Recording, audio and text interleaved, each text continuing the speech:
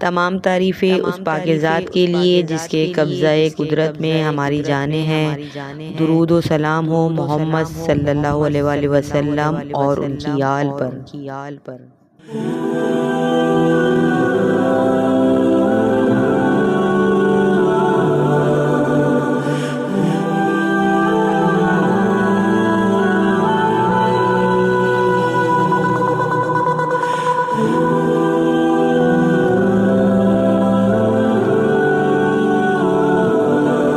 واقعہ کربلا میں بھائیوں، بھتیجوں اور اہل بیت کی شہادت کا منظر دیکھنا، شام کے بازاروں اور یزید کے دربار میں قیدی بن کر جانا، دین اسلام کی حفاظت کے لیے صبر و حوصلے کے ساتھ خطبے دینا، ایسا ہو نہیں سکتا کہ بی بی زینب سلام اللہ کے وسیلے سے کوئی دعا رد ہو۔